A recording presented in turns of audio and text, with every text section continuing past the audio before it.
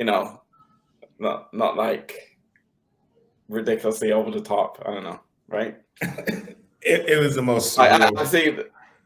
I think it hit like Kaepernick or something. Like, no.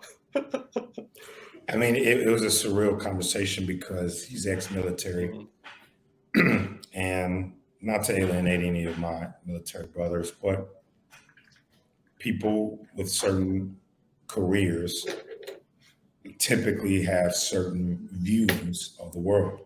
His comes from a very pragmatic law, law and order kind of world where he's like, well, they didn't do anything wrong. They just overturned an opinion and now giving it back to the states. Now the states could do the right thing and create the law. And I'm like, the problem with that is like, okay, so let's imagine this topic wasn't abortion. Imagine it was souls. Everyone has the right to choose whether they want, you know, ladies can have a soul or not, or let's say whatever, right? And these states that are, once you overturn it, there are certain states that will easily start saying, well, we don't think that women have souls, so we're going to start taking the souls and giving it to the devils because they're women, right? That's essentially what they're doing. But in his mind, he's like, well, the right thing to do is put the law back in the state's hands. You know what that sounds like to me? It sounds like the conversation around the Civil War and slavery. Oh, it wasn't about slavery. It was about states' rights. Motherfucker, that sounds very, very convenient when your ass is not the one whose rights are being, like taken away. It's crazy, but yeah, but then even then, like, why is federal the country not the right size to decide it, but the state is the right size to decide it? Like, some people say that's too big, right? So then, like, do we go by cities or towns or counties? Like, what is the right size then? And then, how many? It doesn't make sense that the state is the actual perfect right size to decide what the law should be. Like, that's weird. And then we're just going to create inequality, basically. I gotta put you down. Sorry. There's one of the posts I saw on social media said that they thought it was funny Clarence Thomas could vote on the side of giving the states the ability to choose how they want to how they want to do that law, taking it out of Fed's hands, but he hasn't done that towards any of the federal opinion laws that fall in his place, right? Like one of them was interracial relations, interracial marriages. There's nothing in the Constitution about that at all. Same argument could be applied. But if he was to go after that, then he would actually be putting his own marriage, against the law. So there's a complete conflict of interest, I would say, against a person who can make a law. And that's not even counting the fact that his wife was like somehow entangled into the January 6th ordeal, which to me is like any politician that goes that far into the mission, if there wasn't anything treasonous, like if we find out that they weren't in good faith, it shouldn't really, like, nobody in that circle should be that close to the law. But I find that people ignore that about Mr. Thomas. I don't have anything racist to say about Mr. Thomas. The only thing he reminds me of is if Uncle Ruckus got elected to the Supreme Court. I mean, the only thing is Clarence Thomas is Uncle Ruckus, and then Uncle Ruckus got elected to the Supreme Court. Amber Bruder, please come out with that, because that's the closest thing I've ever seen. The next thing he's gonna start talking about is civil rights, and I don't know, man. It's weird. I wish I could say I was shocked about the decision, but I wasn't. I just don't understand. I haven't heard a good reason yet outside of it should be the state's choice. Right. That's not a good excuse. Right. And we're not talking about like alcohol here or drugs, right? Drugs. I would love for drugs to be legalized federally. Everyone knows I know that. But that one I could kind of understand state to state, right? Like a little bit more than we're talking about a human right, like the ability to pass a life or choose not to, whatever the moral intrinsic value is, should be left to the woman, Mhm. in my opinion. But then we are okay with the death penalty, and Mhm. like to me, Fighting wars and doing a lot of other things. I mean, the whole point of having a gun is to shoot and kill somebody, right? Like it isn't to, I'll say, yeah, a lot of people hunt with them, but guns weren't designed to create muscle spasms. They weren't designed to stab you. They were designed to kill. But yet we feel so much confliction to protect the lives to be born so that we can give them a gun and get in the line to get shot. It's like, Mhm. to me, there's something wrong with the thought process. Not to make this whole thing about the bush, and it's just that Mhm. crazy conversation I had with my neighbor. I had to sit through and poker face. And he has a kid, like his daughter, man. He has a wife, and he's like, "Yeah, I just there's so much hate going on with Clarence Thomas. Dude, don't tell me about this. Don't try to. You might as well have said O.J. Simpson to me. Like, man, I don't understand why people hate on O.J. Like, he got off. I mean, he didn't technically murder anybody. I get it, but do you really want to be associated with somebody who could have gotten off on a technicality, right? Like, do you really want to be associated with somebody? Clearly, their values are not aligning with mine. Ain't got nothing to do with other people's responses to him. Mhm. Crazy. Welcome to the Can't Tell Us Nothing podcast. Soft's open. I'm not sure. Oops, sorry, I lost the screen. Antoine won't be joining us today. Tandy may join us. We're not sure. We're going to check on her to make sure everything's okay. But we are back for another week. Right now, just me and Amici doing a duo session. What's up? Yeah. See Kevin Miller in the chat. Hey, Kevin. What's up, Kevin? Good from you. One of the most handsome comedians in the country.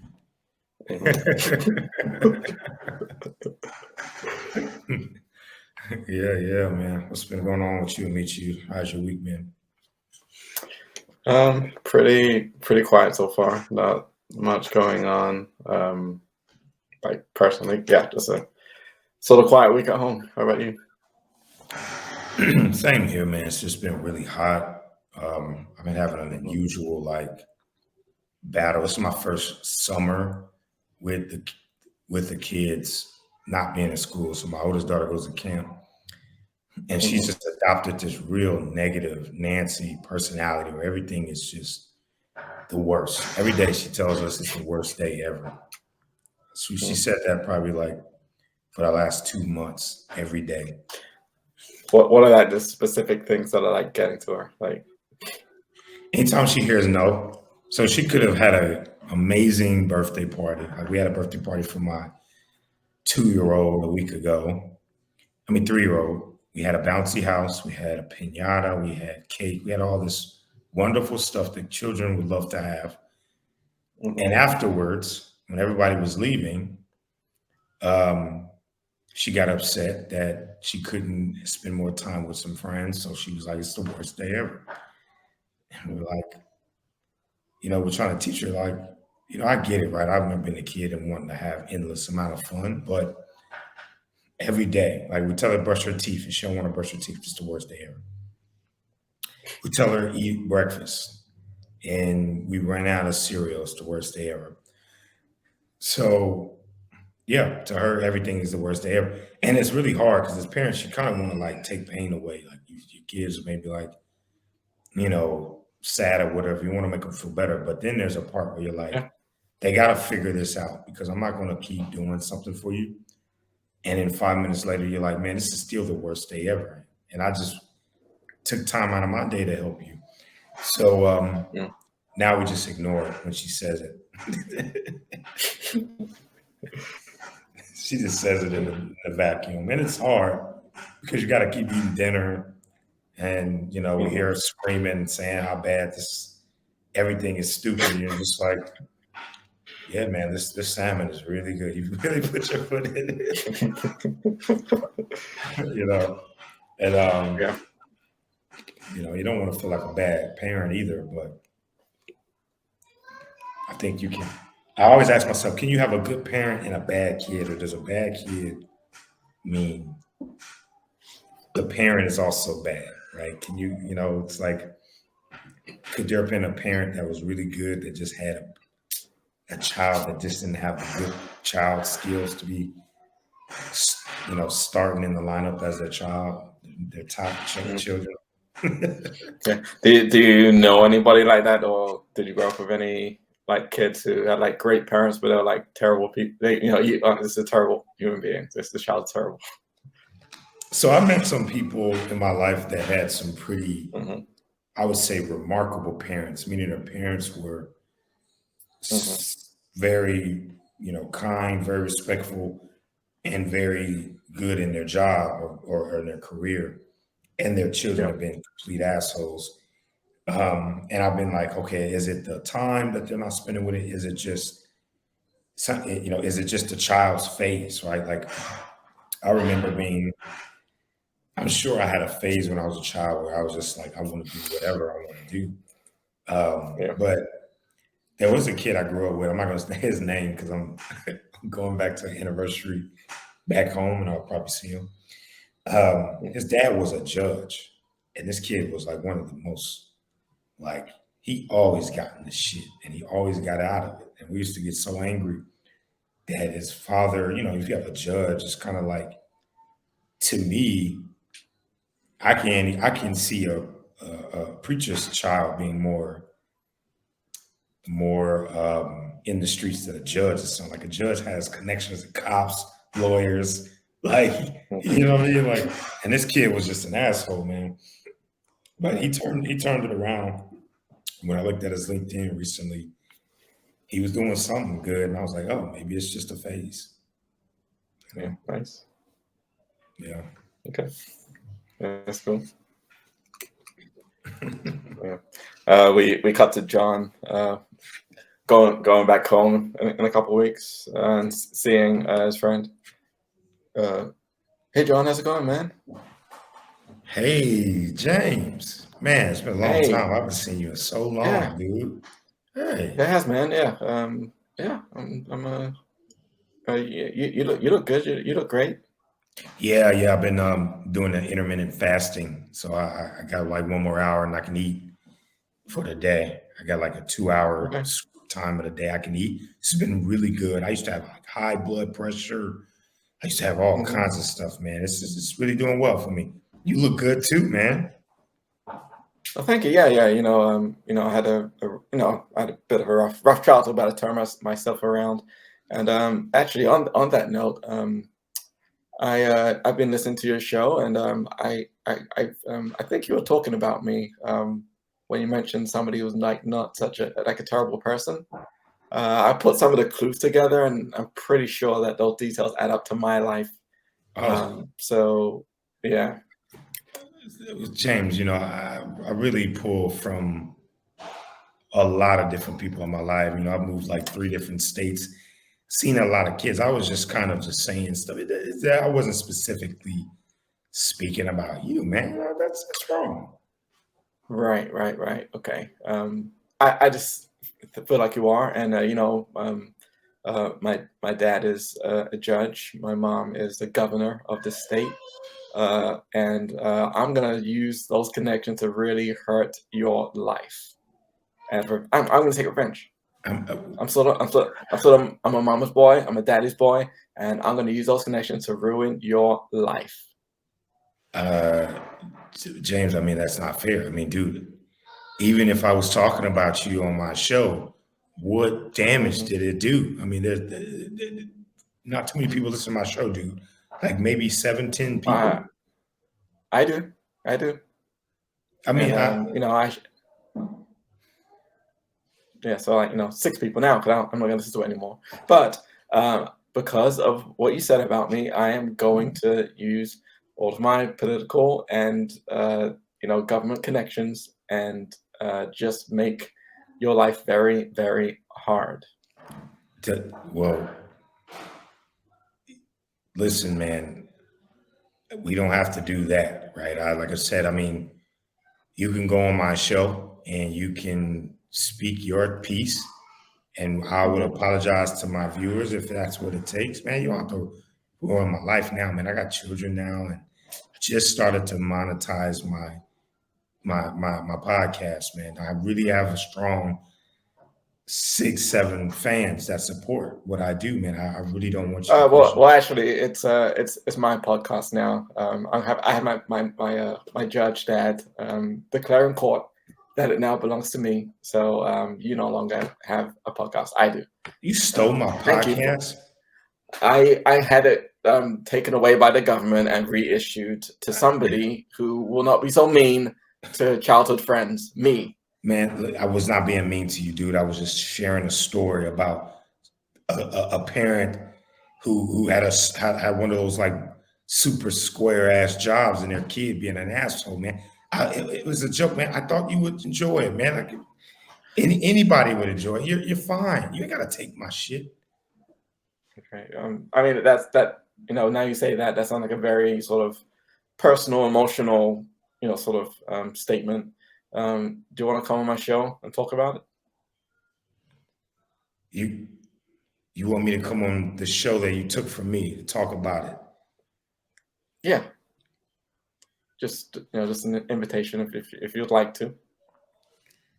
Hell yeah, I'm gonna come on that show because I'm gonna try to get my fans back. I'm gonna try to start another show, but I'm gonna come on your show. I'm gonna clear the air, but I'm gonna be speaking to my fans. I just want you to know that these are not your fans.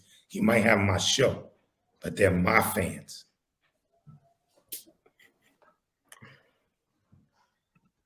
Like, I don't think that's true. Once the fans stay with the show, that's just sort of the way it goes. It's a legal requirement. It's a legal requirement. My mom signed that into law. Did you write contracts with all of the fans that were listening to the show? Mm-hmm. Yeah, I had them all sign contracts. You are still an asshole. I take back everything I said on my show. You are still an asshole. It's an asshole who's grown up, and you're just like hurting people, man. Just like you did when we was kids. You just fuck with people for no reason, man. This shouldn't happen. It was just a bullshit ass podcast show. You asshole. So it was about me. You admit it. Yeah, it was about you. Yeah, it was about you. I only know one judge by name. And yes, it was about you, but it didn't deserve you to take my show and ruin my life. That's an asshole move. You know what? I don't want the show anymore. Anyway, I'm going to end the show. The show's over. Now you're going to cancel my show. I worked 3 years to build that audience. You can't just take it and cancel it. You might as well just give it back. I just did. No, I'm not letting you have it back. It's canceled. It's gone forever. That's it. I hope your dad has to sentence you to life one day.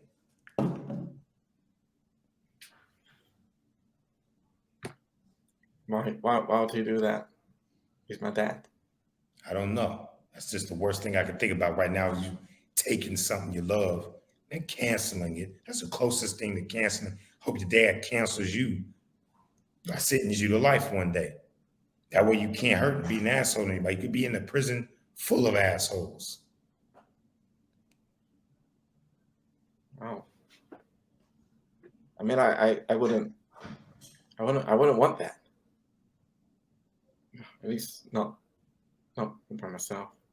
We cut to this guy James in prison 10 years from now, and John comes to visit him, sitting through the glass.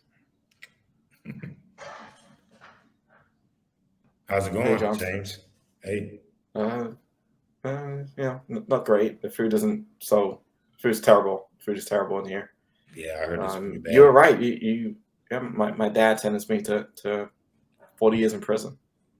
Wow, shit. Yeah, that's crazy. Yeah, 40 years, man.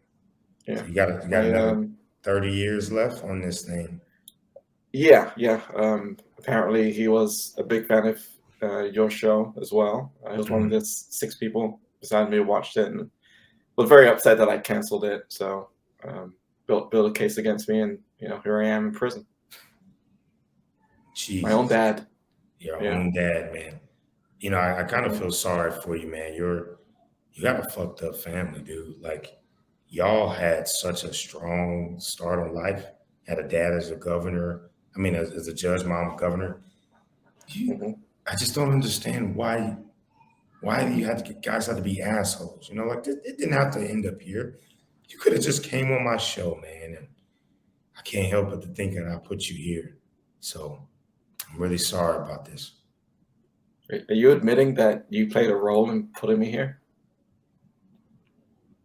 Yeah. Oh, okay. Well, in that case, you're staying. You're staying here with me as an accomplice. As an accomplice. I already talked to my dad. He said if I could get you to admit that this was your fault too, you would serve 20 of the 40 years, and I'll serve the other 20. And motherfuckers. and see.